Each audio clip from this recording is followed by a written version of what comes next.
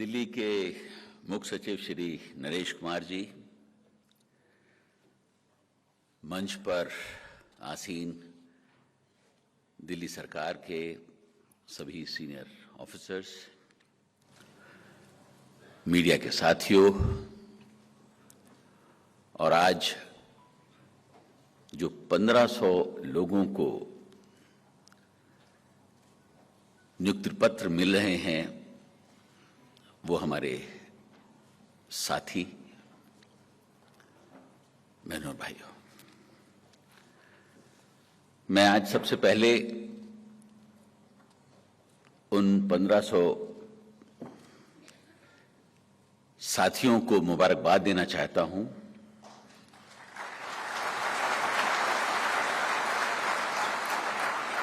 और उनके उज्जवल भविष्य की कामना करता हूं जिन्हें आज नियुक्ति पत्र मिले हैं और मिलने वाले हैं।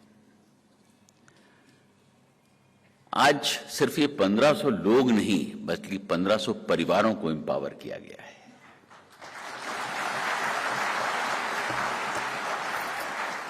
मैं इस अवसर पर सबसे पहले अपनी कुछ बात कहूं।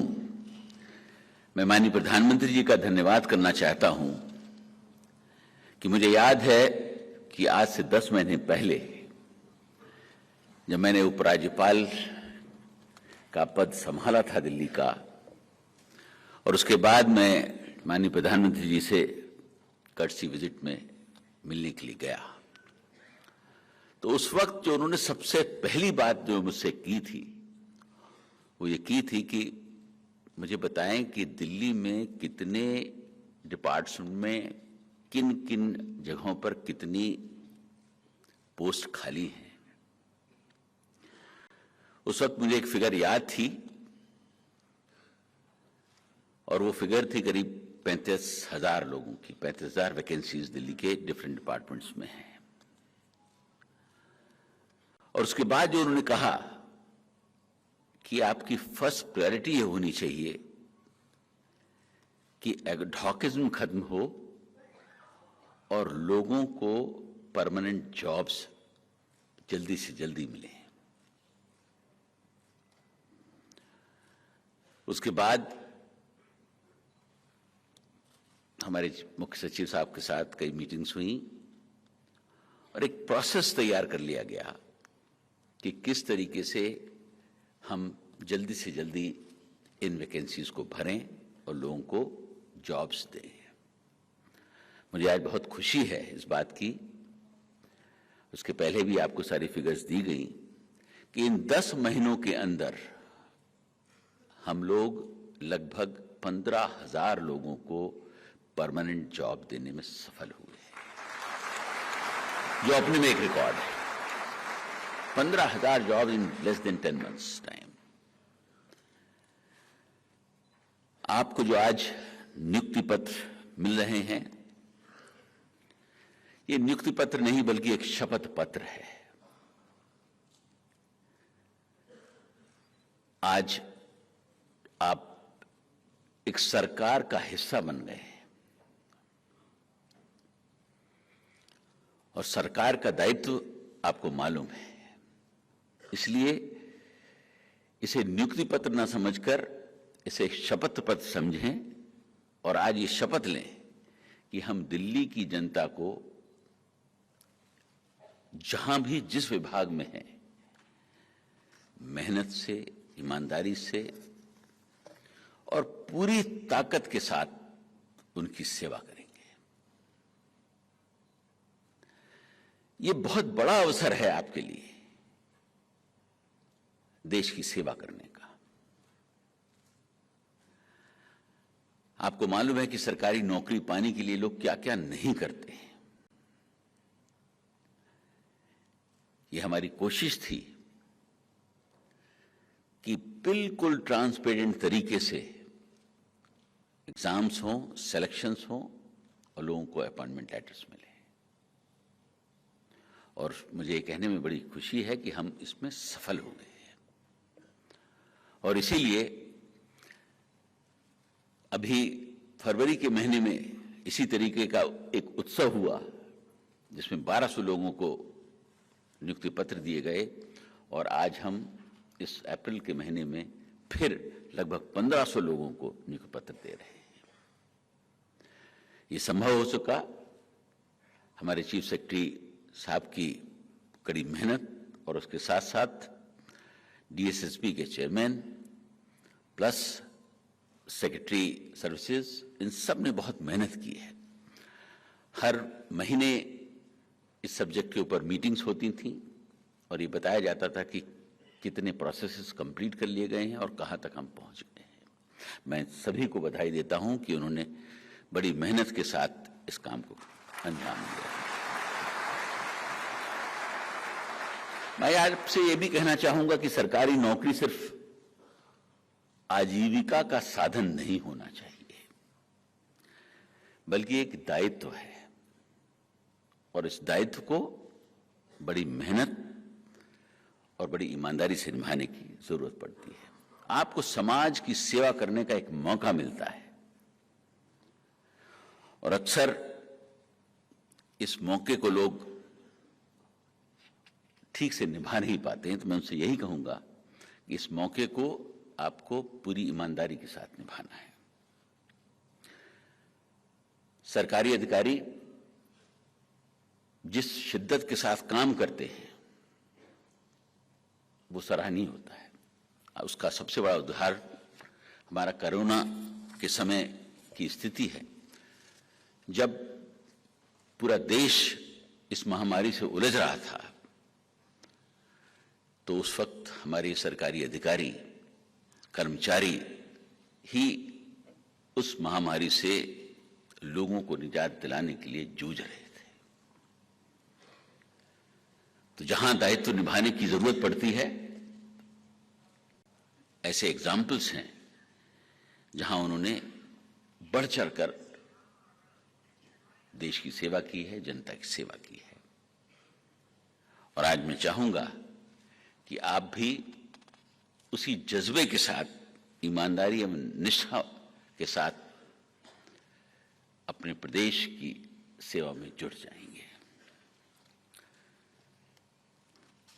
मैं विशेष रूप से एक बात कहना चाहूंगा कि जब आप सरकारी नौकरी में आते हैं और विभागों से जब आपका संपर्क होता है, तो आप अक्सर देखते हैं कि किसी विभाग में करप्शन बहुत है, किसी में कम है, कुछ जरूरत से ज्यादा है। और अक्सर लोग इस बात को कहते हैं कि साहब देखिए, हमारे विभाग में तो करप्शन बहुत कम है, उस विभाग में तो बहुत ज्यादा है। मैं उनसे ये कहना चाहूंगा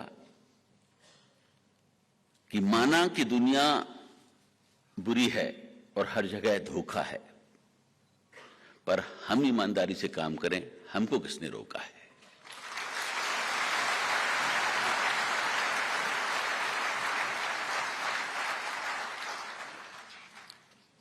मैं एक बात यहां पर और कहना चाहूंगा कि आज जो नियुक्ति पत्र मिले गए हैं, ये साधारण नहीं है। मैं बताना चाहूंगा कि दिल्ली फायर सर्विस में आज 2014 के बाद पहली दफे भर्ती हो रही है।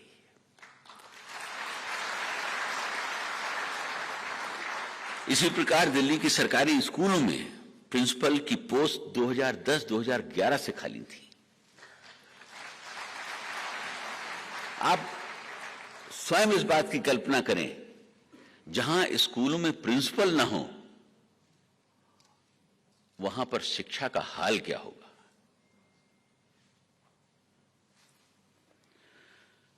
पीजीटी, टीजीटी टीचर्स के पद भी लगभग 4 वर्षों से खाली पड़े हुए थे। प्लानिंग डिपार्टमेंट और डीटीसी में भरे जा रहे पद 2016-17 से खाली थे। तो आप इमेजिन कर सकते हैं कि दिल्ली की हालत क्या थी। जून 2022 से लेकर अब तक इन 10 महीनों में, जैसा मैंने कहा, कि लगभग 13,300 लोगों को रोजगार दिए गए, सरकारी नौकरियां दी गई और आज 1,500 लोगों को दोबारा मिल रही है। इसी क्रम में आज दिल्ली के सरकारी स्कूलों में 324 प्रिंसिपल्स को अपॉइंटमेंट लेटर मिल रहे हैं। मैं समझता हूं कि आज हम एक इतिहास बना रहे हैं। किसी भी स्टेट में एक ही दिन में 325 प्रिंसिपल्स का अपॉइंटमेंट नहीं हुआ है।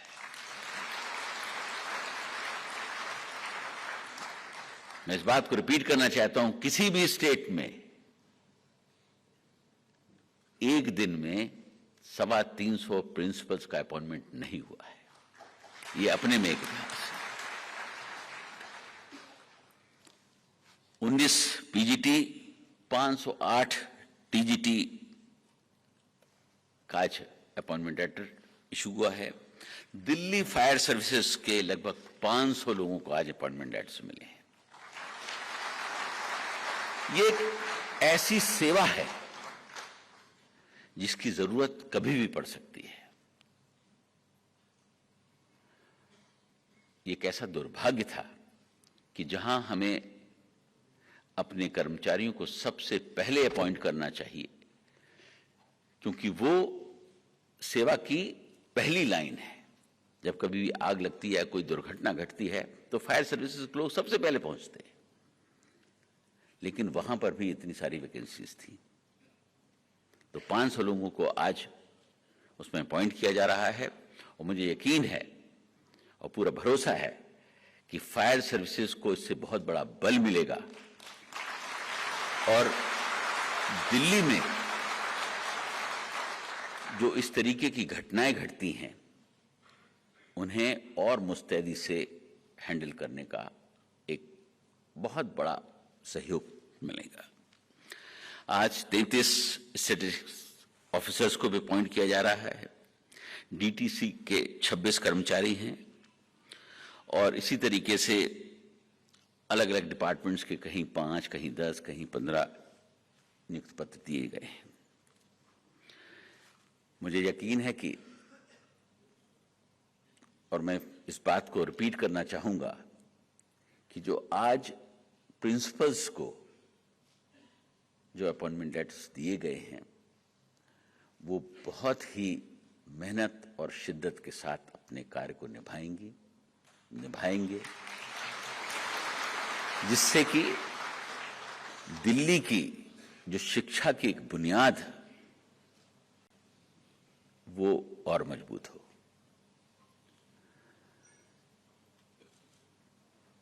दिल्ली हमारी राजधानी है और राजधानी में इस तरीके की कमी होना ये अपने में एक बहुत शर्मनाक सी बात थी। लेकिन कहा जाता है, एक बहुत पुरानी कहावत है, देर आए दुरुस्त आए। जो चीजें 7-8 सालों में नहीं हुई उन्हें पूरा करने का प्रयास किया जा रहा है। और मैं यहां इस मंच से आप सबको ये विश्वास दिलाता हूं कि जो बची हुई वैकेंसीज हैं उनको भी एक रिकॉर्ड टाइम में भर दिया जाएगा।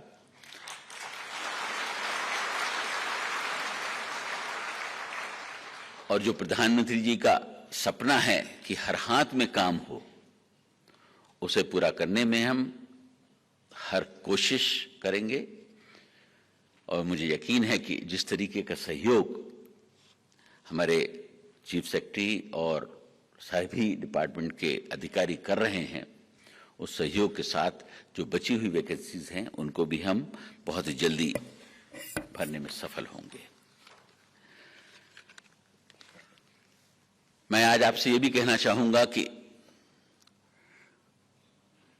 इसे आप मात्र नियुक्ति पत्र न समझें। आज से आपका दायित्व जो है बढ़ गया है, आपके लिए, आपके परिवार के लिए, समाज के लिए। और जब आप सरकारी नौकरी करते हैं तो उसमें आप और आपका परिवार सबसे बाद में आता है, सबसे पहले समाज आता है। इस दायित्व को आपको भूलना नहीं है। मुझे यकीन है कि जब आप सेवा भाव से काम करेंगे तो आपके अंदर जो एक कॉन्फिडेंस होगा वो अद्भुत होगा और आपके अंदर एक समाज को एक मजबूत समाज बनाने की जो एक होड़ होती है किसी किसी में, उसे आगे लाने में भी आप सफल होंगे। मैं आज एक बात और कहना चाहता हूं कि कोई भी पद छोटा या बड़ा नहीं होता है। अक्सर लोग इन बातों में उलझ जाते हैं कि मैं क्लर्क हूं, आप प्रिंसिपल हैं, आप साइंटिस्ट हैं। मैं आज इस बात को बड़े गंभीरता से कहना चाहता हूं कि कोई भी पद छोटा नहीं होता है और कोई भी पद बड़ा नहीं होता है। जो व्यक्ति उस पद पर बैठा हुआ है वही व्यक्ति उस पद को छोटा और बड़ा कर देता है।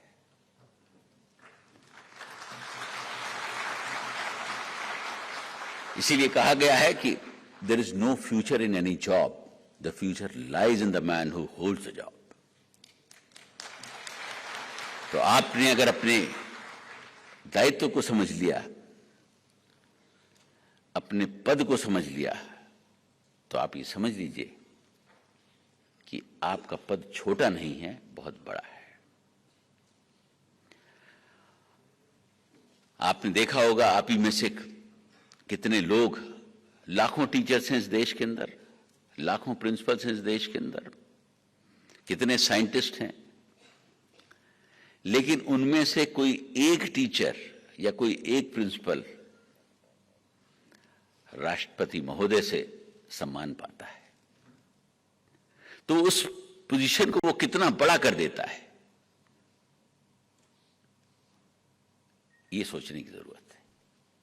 आपके अंदर वो आग होनी चाहिए, आपके अंदर वो होड़ होनी चाहिए कि हम अब अपने इस पद को इतना बड़ा बना देंगे कि लोग कहेंगे कि आप कितने सम्मानीय पोजीशन पर हैं। मुझे यकीन है कि आने वाले समय हम सबके लिए अच्छा होगा और आज मुझे इस बात की बड़ी खुशी है कि हम 1500 परिवारों को एम्पावर करने में सफल हुए हैं।